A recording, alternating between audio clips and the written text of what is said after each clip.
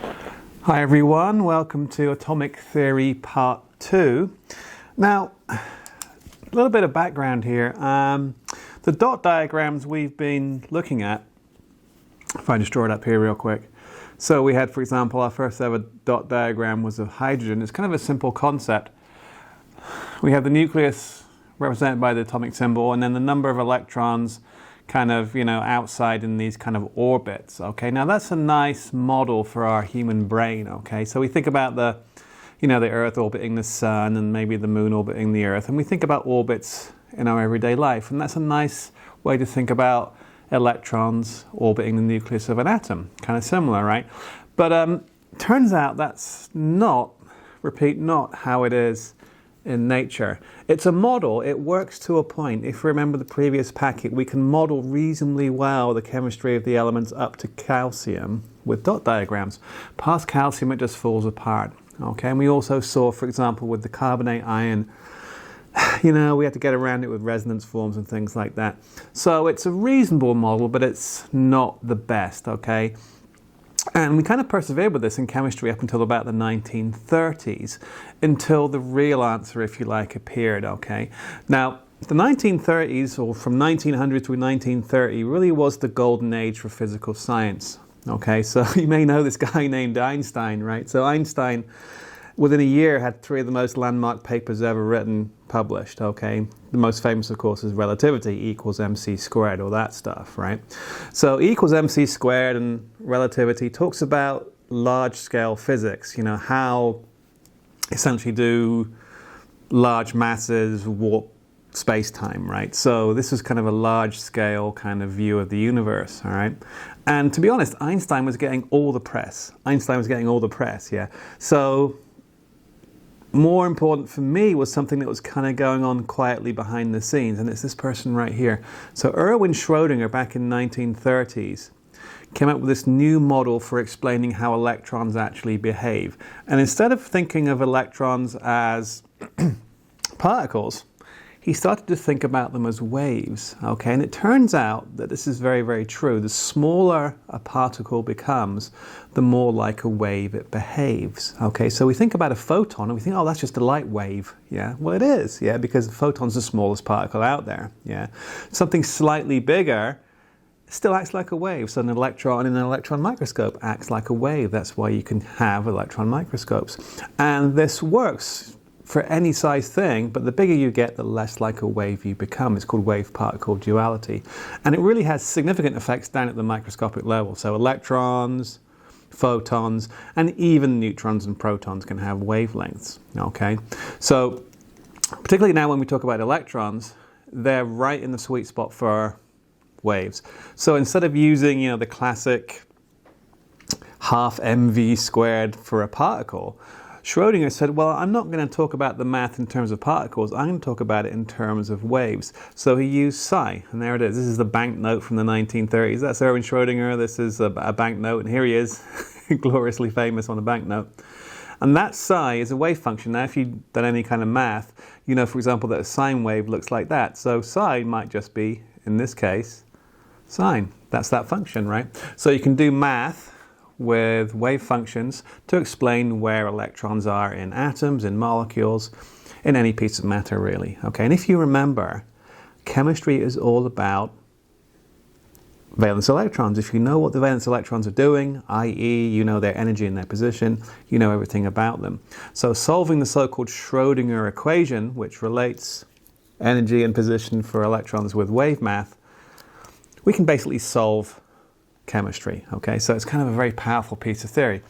So it kind of turned chemistry and physics completely on its head, okay? So here's an analogy for you guys.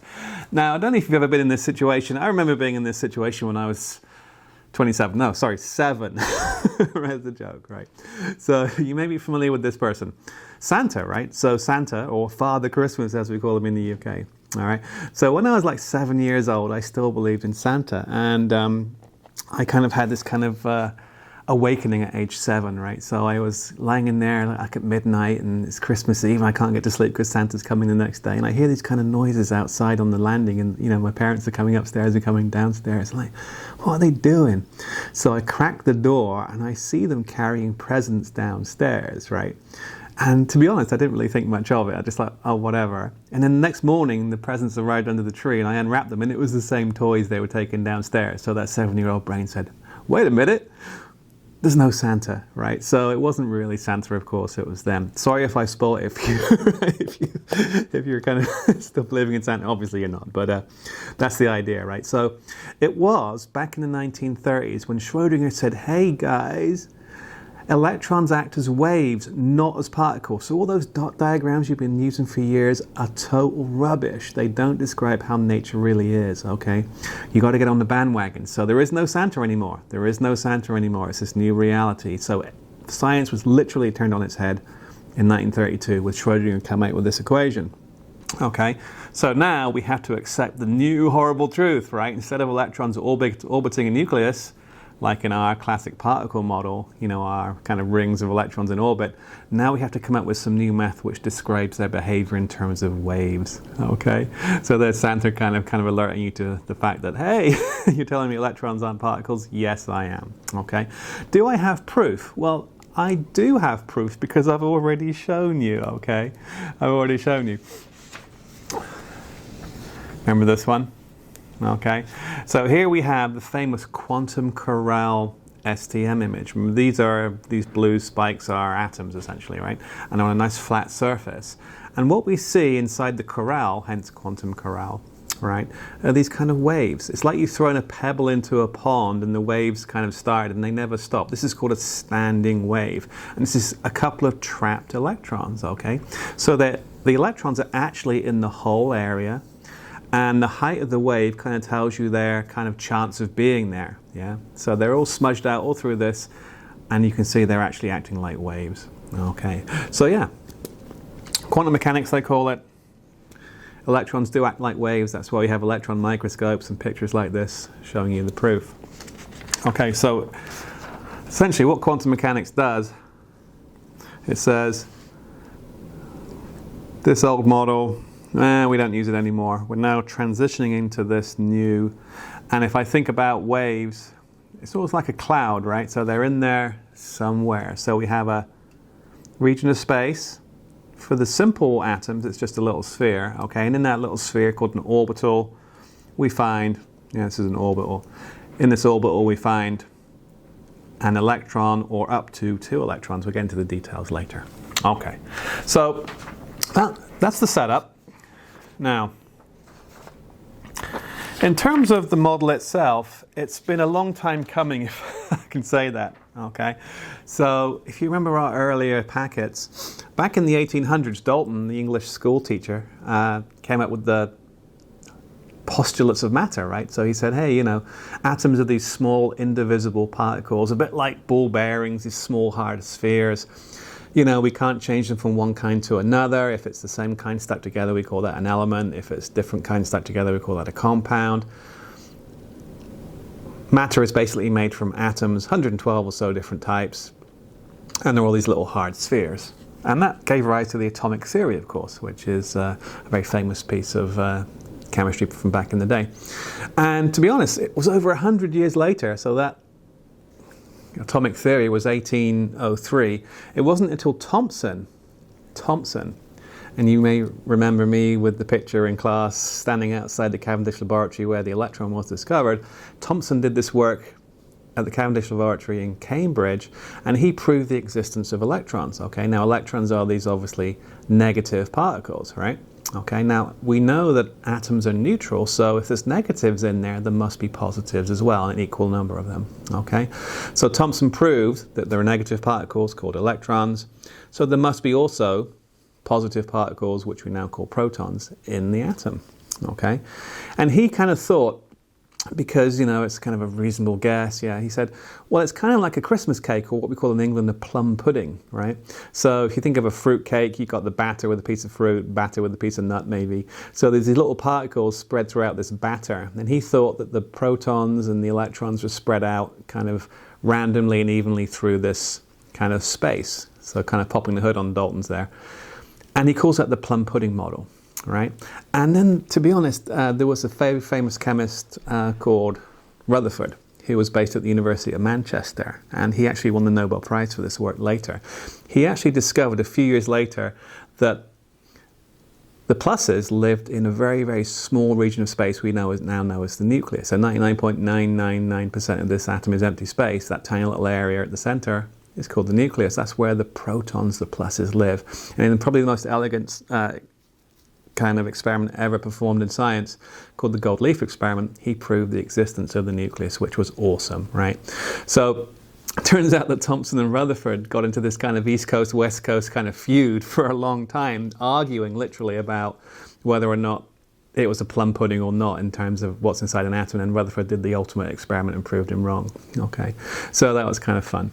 All right, now, this kind of looks like our very early pictures of, when we talked about ionic bonding, electrons on the outside, nucleus in the middle.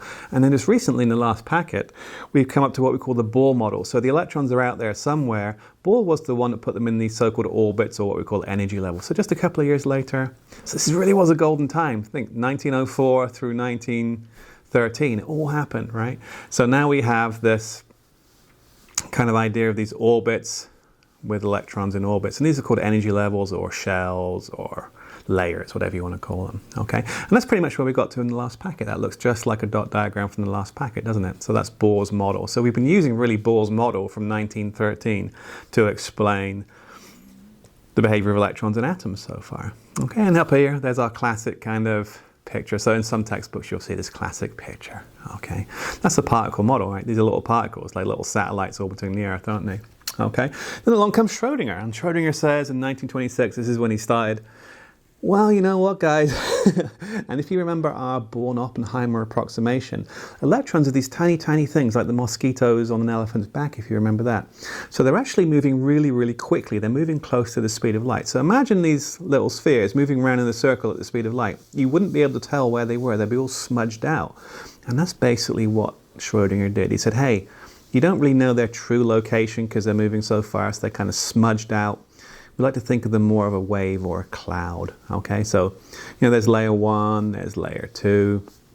They're in there somewhere. We're just not sure of their exact location, so we've got kind of a map of where they might be. Okay, and if you solve the Schrodinger equation, you get this guy, right? And this is actually the result of solving Schrodinger's math for hydrogen. So instead of this thing, we now have, there's the nucleus, this thing, okay? You can see it's slightly thicker in the middle, slightly thinner on the outside, but there's a discrete shape. There's a certain size, spherical, we call it an orbital, where that electron actually lives. So it's in there somewhere, not orbiting sedately like a satellite, okay? So that's the new model of nature, okay? So the question is, well, how do we talk about this, all right? And this is really the focus of this packet, okay? Now the good news is that we talked about this model before. This works to a point, right? So it's fantastically good for simple questions, right? So we're going to keep with what we know. And instead of reinventing the wheel, I just go by, hey, just expand what you learned just a little bit. So we're always going to cross this bridge from the particle world to the wave world. But I'm going to kind of hopefully make that transition easy by kind of using what we've learned before and then just building on top of it. Okay. Now, down here, we are not, repeat not, going to solve the Schrodinger equation, because that would be a big problem for us, because the math, to be honest, is horrendous, okay? I'll tell you the story from grad school real quick. So back in grad school, on a Friday afternoon, I was taking chemistry 532 or whatever it was, 500 level physical chemistry. Yeah, okay. Challenging, right? So we're sitting there, and Professor Jameson, who's probably the smartest person ever to come out of the Philippines, this kind of like really dynamo professor from UIC. She loves this stuff, and she was teaching us all about Schrodinger and how he solved the equation for hydrogen first. Hydrogen's the simplest element. It's just one electron orbiting a single proton. How hard can it be, right? So back in the 1930s, Schrodinger solved with a pencil and paper the Schrodinger equation for hydrogen, okay? And then she says to us, well, why don't you guys just do this too? I mean, just, to introduce yourself to this question, just like think about I've given you the math, you know, the math you need. Just go and solve it for hydrogen. And we thought, oh, that's easy. Well, you know, we all get together on a Friday afternoon and we just solve it and that's it, right? And then Friday turned into Saturday, Saturday turned into Sunday, and we came in defeat on Monday, having not been able to solve the Schrodinger equation for hydrogen. And she says to us, well, I didn't actually expect you to solve it. And she kind of used it as a lesson in humility, because this math is super hard. She didn't expect us to solve it, okay? So it just goes to show how much of a genius Schrodinger was back in the day and how hard the math is, okay? But the good news is this, okay? We don't have to solve the equation. We just have to look at the results. And nature is truly beautiful because the results are very, very simple. What pops out of the Schrodinger equation are numbers like a half and -1 and +1 and things like this, okay? So the results are very simple. We'll just look at them and kind of see what they mean. And that's our foray into quantum mechanics, okay? So bottom line is, solving the Schrodinger equation for valence electrons tells you everything about them, their position and energy. That's their chemistry. This is chemistry. So we're going to look at the results from the Schrodinger equation. Okay, fair enough. Now, the Schrodinger equation itself is a rather unique equation. Okay, there it is. Okay, so there it is on a shirt, right? All nerds are required to wear the shirt. What it does psi, so that's your sines and cosines and things like that. So it relates waves to position and energy, essentially. That's position, that's energy, okay, for electrons, okay? So you can solve the Schrodinger equation for electrons, and you can see where the electrons are in atoms or even in molecules. Right? It comes in his and hers versions. There they are, okay? Now I want to show you this picture over here because it's a joke. Don't get offended. People that own this kind of shirt with the Schrodinger equation probably own this kind of shirt. So these are Trekkies, right? So this is a Star Trek convention. I wanted to show you that picture because the guy in the red shirt is actually me, if you look. Made you look. It's not me. Just made you look. Okay. So nerds love Star Trek and nerds love Schrodinger. Okay. Now, and if you ever watch Star Trek, they have things called Heisenberg compensators, which is all about this stuff. All right. Now, back to it. So, as I mentioned, results of the Schrodinger equation are simple answers like 1, a half, and stuff like that. And my goal, as I mentioned, is to help you guys cross the bridge, okay? So we're going to use what we learned before and basically translate it to this new wave math, okay? All right. So, quick recap. So Schrodinger proved absolutely that electrons act as waves back in the 1920s, okay? And where they live, those spaces, those kind of that sphere I showed you, there's one down here. Those spaces where they live are called orbitals. Okay, so electrons live in orbitals or specifically shaped and sized clouds. Okay, so we're going to transition from this empirical model to this true wave model, what nature's really like. Okay, so again, back in the day, the empirical model worked, but no one knew why. The reason it worked was because it reasonably modeled what nature's really like. Okay, it didn't have all the bells and whistles, but it was reasonable. Okay, now we have all the bells and whistles. Now, here is our first key fact. Okay, now remember when I drew helium like this? I said, hey, we'll get to this later. Drew helium like that, didn't I? Well, it turns out that the first 2 electrons in every orbital, so that inner first sphere, if you like, the first 2 electrons in every shell, I should say, which goes into the first orbital, live in a spherical cloud called an s orbital. So and they exist up to 2. All right. So the first 1 or 2 electrons, it's like a parking lot. Yeah. So imagine orbitals, these little spheres, for example, like regions of space where I can park electrons. That's a very nice way to think about it. Every orbital has a maximum occupancy of 2. So we saw hydrogen had 1 dot. Helium had 2, and we drew them together. The reason we drew them together like that was because of this idea of up to 2 living in a single orbital. Okay. Now, we saw that picture earlier, the little red picture with the hydrogen. Okay. If we go back to that, so we solve again, he's just shaded a different color. Okay, so hydrogen is the simplest element in nature. Okay, how do we describe where its electron is using this new theory? Okay, well, hydrogen is first row, okay, so we're in the first layer, okay, and we start every layer with a sphere, okay, and there's a maximum of 2 electrons in that sphere, okay. So This is the code. Remember we talked about simple numbers, actually letters and numbers to be honest, okay? So that first layer, layer 1, 1, and shape is S. So this is a result of solving the Schrodinger equation, layer 1. That's called the principal quantum number, okay? It tells me the electron's in layer 1, and it tells me also it's in a sphere. So when we write what's called the configuration, hydrogen, colon, where's its electron? Well, it's in the first layer sphere, and how many electrons are in there? 1. Okay, so that's hydrogen, right? Hydrogen has 1 electron, it's in the first layer sphere. So that's basically the occupancy, 1 electron in the first layer sphere. See if you can do it for helium. Helium has how many electrons? 2, right? There they are. They're both in the first layer sphere, so they live in the same space, and there's 2 of them. There we go. Okay, so that's our first foray into quantum mechanics, if you like. Okay. Let's just write that down. So we're crossing that bridge, okay? So remember what I said? We're going to cross that bridge from dots to waves, okay? So if we do, actually try it, right? So we saw it on the previous page. If we do a dot diagram for helium, and then we do an orbital sketch, we call it, right? So if I got helium, this is our old model, 2 electrons in that first layer, turns into, look how I do this. So here's my empty parking lot, right? And remember, this is a wave. So think about like cross-hatching one way like a half-thick cloud, right? And then cross-hatching the other way like a fully thick cloud. So 1 electron, 2 electrons. That's the idea, and that's 1s2, right? Okay. Now, some of the rules for nature that pop out of solving the Schrodinger equation are very interesting. There could be a maximum of 2 electrons per orbital, per shape, right? Now, the reason for this is because no 2 electrons in nature can be identical, all right?